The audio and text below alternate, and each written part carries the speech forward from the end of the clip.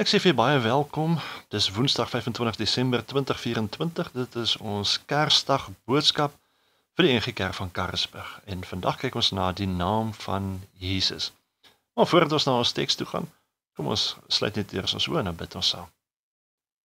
Dankie Hemelse Vader dat ons net weer vir 'n oomblik kan fokus op u geboorte, op wat dit beteken, maar Here ook selfs die implikasie vir ons geloof rondom die naam wat aan u gegee is. Die naam wat u self ook gekies het. En daarom Vader, vra ons dat u ook deur hierdie boodskap vir ons sal seën en vir ons die groot vreugde sal gee ook rondom hierdie gebeurtenis. En dit bid ons in Jesus Christus se naam. Amen. Ons skrifgedeelte is Matteus 1 en ons lees vers 18 tot en met 24. Die geboorte van Jesus Christus het so gebeur. Toe Maria, sy moeder, reeds aan Josef verloof was, maar nog voordat hulle gemeenskap gehad het dit gebleik dat sy swanger geraak het uit die Heilige Gees. Nou, omdat Josef, haar man, wetsgetrou was, maar haar nie in die openbaar wou verneder nie, het hy besluit om in die geheim van haar te skei. Terwyl hy daaroor nagedink het daar skielik 'n engel van die Here in 'n droom aan hom verskyn en gesê: Josef, seun van Dawid, moenie bang wees om Maria as jou vrou by jou te neem nie, want wat in haar verwek is uit die Heilige Gees. Sy sal geboorte gee aan 'n seun, en jy moet hom Jesus noem, want hy sal sy volk van hulle sondes verlos. Dit het alles gebeur sodat wat die Here deur die profeet gesê het, vervul kon word. Naamlik, kyk, die maagd sal swanger word en 'n seun in die wêreld bring, en hulle sal hom Immanuel noem. Wat as dit vertaal word beteken God is met ons. Toe Josef uit die slaap wakker word, het hy gemaak soos die engel van die Here hom beveel het, en haar as sy vrou by hom geneem. Ons lees tot sover. Vers 21 sê, en jy moet hom Jesus noem, want hy sal sy volk van hulle sonde verlos. Dit was die opdrag van die engel aan Josef, oor die naam wat hy aan die baba moes gee. Nou toe ons vir Micha verwag het, ons seentjie, was dit nogal 'n storie om sy name te kies.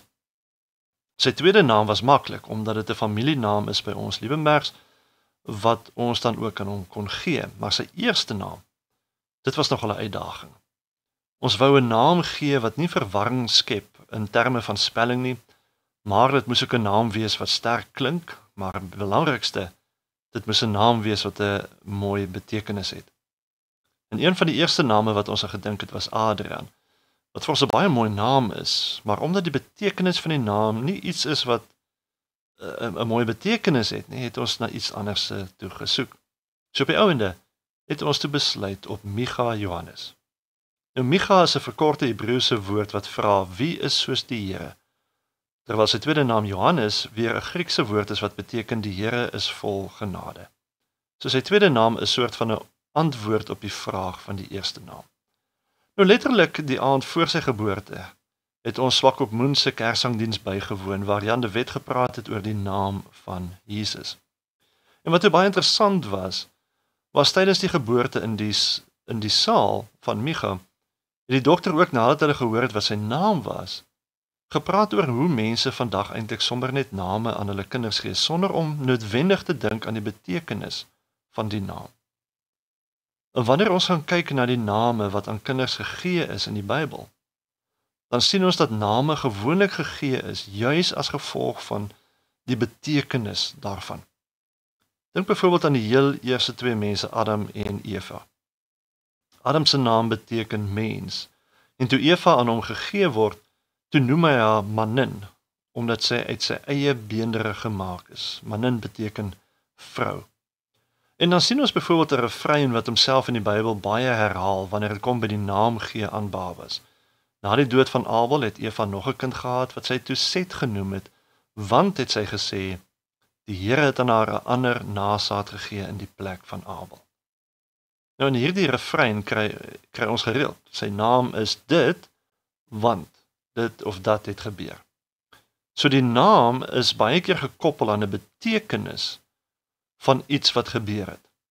En dan sien ons byvoorbeeld ook die profete, waar hulle baie keer aan hulle kinders 'n naam gee met 'n spesifieke betekenis, omdat dit gekoppel was aan 'n profesie van die Here, 'n boodskap wat die Here aan die volk wou bring. Met die gevolg dat van daai kinders nogal opgeëindig het met eintlik baie vreemde weird name. Maar dan sien ons ook byvoorbeeld in die Nuwe Testament hoe mense se name verander is na iets anders wat 'n nuwe betekenis gee aan sy naam. So het Jesus Simon se naam verander na Petrus, wat rots beteken, omdat hy 'n funksie wou gee aan Petrus. Dink ook aan Saulus, wie se naam verander is na Paulus toe. En dis hoekom dit dan ook so briljant is, dat wanneer God homself aan die mens voorstel in die Bybel, dan verduidelik hy dat sy naam is, Ek is. Want dis nie net 'n naam nie, dis 'n beskrywing van God, dit het betekenis. Hy wat nog altyd was, wat is en altyd sal wees. En baie sulke voorbeelde vind ons in die Bybel, wat die punt maak, dat deur die geskiedenis daar aan mense spesifieke name gegee is, omdat dit 'n spesifieke betekenis gehad het. So wanneer daar verwys word na 'n naam in die Bybel, moet ons weet dat 'n naam verwys baie keer na soveel meer as net die naam. En in die geval van Jesus Christus, wie se geboorte ons vandag dan ook herdenk, was dit presies dan ook juist die geval gewees, wanneer ons aan die woorde van die engel dan ook kyk, wat hy sê, en jy moet hom Jesus noem, want hy sal sy volk van hulle sonde verlos. Nou die Griekse vorm waarin sy naam geskryf is, was Jesus, wat beteken die Here red. Dit is om hierdie rede dat ons sien dat die naam wat God aan sy seun gee, daarom baie gepas is, want hy is die een wat sy volk van hulle sonde sal kom red. Vandag is dit nog net so waar en van pas vir ons ook. Wanneer jy vir Jesus aanvaar, dan is die eerste ding wat jy van hom aanvaar, is sy naam. En dit is dat hy jou red van jou sonde. Nog voordat jy kon begin met enige van sy leerstellings, aanvaar jy hom as die een wat jou red. En daarom dat Jesus sê dat hy is die weg en die waarheid, en dat niemand na die Vader toe kom behalwe deur hom nie, want net Jesus kan jou red. Met ander woorde, selfs Jesus se naam beskryf en omvat die waarheid van die evangelie. Daarom dat die Bybel in Handelinge 4 sê, dat er geen ander naam is, waaronder jy gered kan word nie. Wanneer die engel dus Jesus se naam deurgee, is dit nie sommer net 'n naam nie, dis 'n titel, dis 'n beskrywing van dit wat Jesus kom doen. Dis 'n bevestiging van God se beloftes wat hy deur die hele Ou Testament gemaak het, en dis 'n waarborg van ons verlossing. So wanneer ons die naam van Jesus dan gebruik en spreek, dan sê ons nie net sy naam nie. Ons verklaar daardeur dat hy die verlosser is wat die mens van sy sonde red. En dis waaroor Kersfees gaan. En ek het dit al baie in die verlede ook genoem, dat ons moet pas op om nie die werklike boodskap van Kersfees te wil verbloem, of selfs te verloor, tussen al die ander opgewondenheid, van wat kom met die geskenke in die winkels, en die feestelike by mekaar kom, en die kuiers en dit alles nie.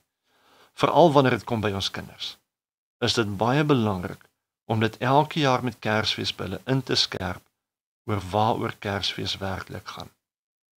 En Jesus se naam herinner ons waaroor dit werklik gaan. Dat hy as God neergedaal het aarde toe, en mens kom word het hier tussen ons, in die gestalte van 'n klein baba seentjie, om die mense van hulle sonde te kom verlos. En jy moet hom Jesus noem, want hy sal sy volk van hulle sonde verlos. Dit is juis Jesus se naam wat sy geboorte aan sy kruisiging verbind. Wat by sy geboorte met die ontvang van sy naam aandui dat hy juis gekom het om aan die kruis vir ons te sterf. Want dit is aan die kruis waar ons sonde betaal word. Dit is dalk om hierdie rede hoekom 'n mens dalk daaraan moet dink om ook 'n kruis in te werk by die vierendag van Kersfees. Alhoewel, dit is juis sy naam wat ons daaraan herinner. Maar Jesus is egter natuurlik ook nie die enigste naam wat Jesus dra nie. Daar's 'n hele klomp ander name of titels wat juis aan Jesus verbind word. En een van hulle wat alreeds in die Ou Testament voorspel is, was die van Immanuel.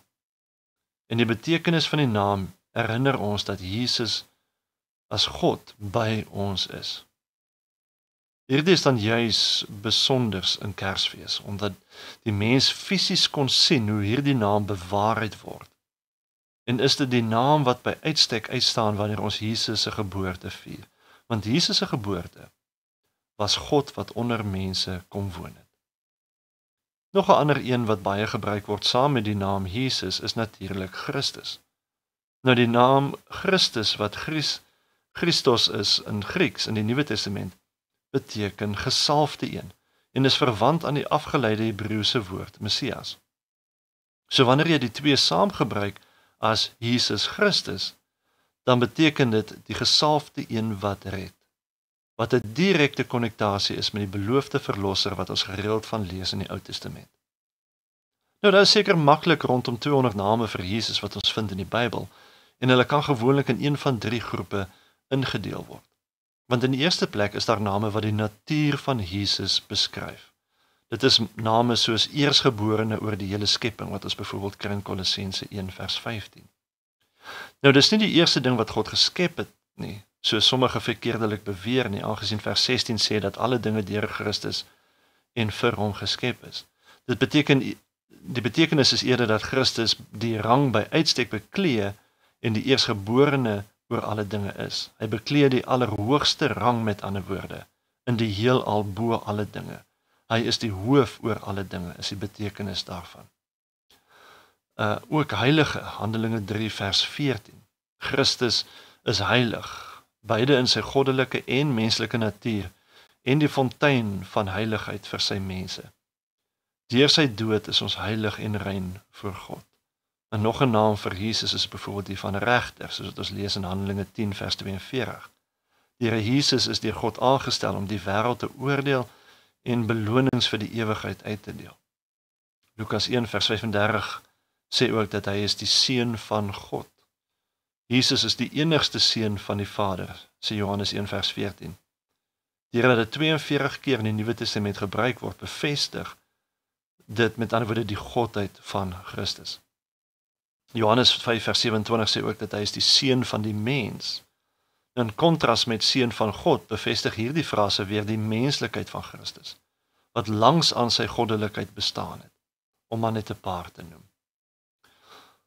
Nou, nog 'n groep name wat ons byvoorbeeld sy name by kan indeel, as name wat spesifiek sy posisie as deel van die drie eenheid bevestig, name soos Alpha en Omega, wat ons kry in Openbaring 1 vers 8. Jesus het homself as die begin en die einde van alle dinge verklaar, 'n verwysing na niemand anderste nie as die ware God. In hierdie stelling van die ewigheid kan God alleen toekom. Nog 'n benaming is ek is, Johannes 8 vers 58. Nou toe Jesus hierdie titel aan homself toegedig het, het die Jode probeer om hom met klippe dood te gooi vir godlastering. Want het verstaan dat hy homself met ander woorde as die ewige God verklaar het.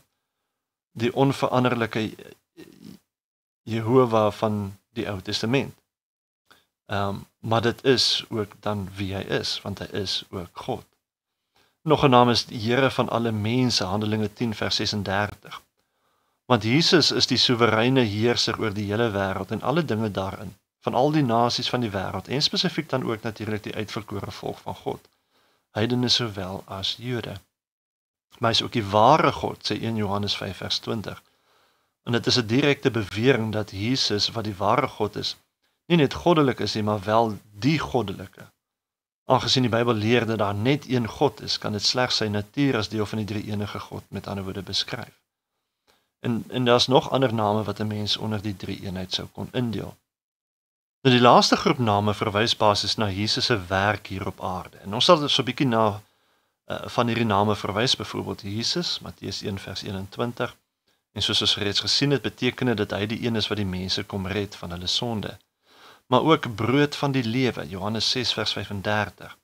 Want net soos brood in die fisiese sin lewe onderhou, is Jesus ook die brood wat die ewige lewe vir ons onderhou.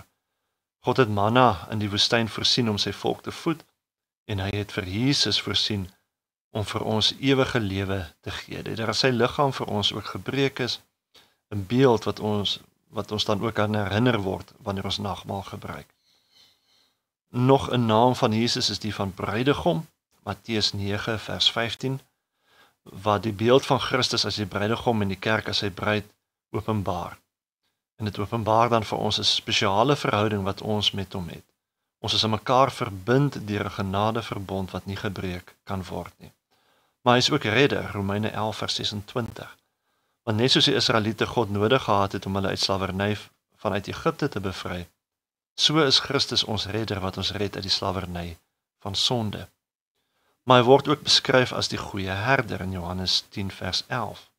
In Bybelse tye was 'n goeie herder gewillig om sy eie lewe te waag om sy skape teen wilde diere te beskerm. Wilde diere soos leeu's en beere en wolwe.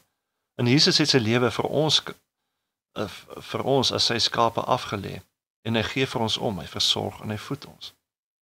Hy word ook beskryf egter as die hoë priester, Hebreërs 2 vers 17. Die Joodse hoë priester het die tempel eenmaal per jaar binne gegaan om vir die sondes van die volk versoening te doen. En die Here Jesus het hierdie funksie uitgevoer vir sy volk, deur eenmalig vir almal aan die kruis dan te sterf. Maar hy word ook genoem Lam van God, Johannes 1 vers 29. God se wet het gevra vir 'n offer van 'n volmaakte, vlekkelose lam as versoening vir al die sonde van die mense op aarde. En Jesus het daardie lam geword, wat sagmoedig tot slagting gelei is, geduldig was in sy lyding en wat bereid was om vir sy eiendom te sterf. En daarom word hy ook middelaar genoem, 1 Timoteus 2 vers 5. 'n Middelaar is iemand wat tussen twee partye versoening bewerk. En Christus is die enigste middelaar wat tussen mens en God versoening kon bewerk. En daarom om tot enige iemand anders te bid is afgodediens. Want dit omseil hierdie uiters belangrike rol van Christus en hy skryf die rol van middelaar aan ander toe wat nie kan waar wees nie. Jesus het self gesê dat niemand kom na die Vader toe behalwe deur hom nie. En daarom dat ons glo Christus alleen. Nog 'n naam is byvoorbeeld die van rots, 1 Korintiërs 10 vers 2. Soos die lewegewende water vanuit die rots wat Moses geslaan het gevloei het, is Jesus die rots waaruit die lewende waters van die ewige lewe vir ons ook vloei. Hy is die rots waarop ons geestelike huise kan bou, sodat geen storm dit kan skud nie. En daar's nog 'n klompie name wat 'n mens ook nog werklik onder hierdie groepie sou kon sit. Maar hierdie lysie is maar net 'n paar van die meer bekende name wat Jesus dra. Maar van al hierdie name is die kernnaam, die een wat deur die engel aan sy ouers gegee is om aan hom te gee, die van Jesus, want hy red. Jesus Christus is die gesalfde een wat moes kom soos deur die eeue heen voorspel, soos deur generasies voorheen na uitgesien en voorgehoop is. Wanneer ons hierdie jaar, vandag, die geboorte van Jesus herdenk, dan besef ons dus dat hierdie vers 21 waar die engel weergee wat sy naam moes wees, nie sommer maar net 'n registrasie van 'n baba is nie.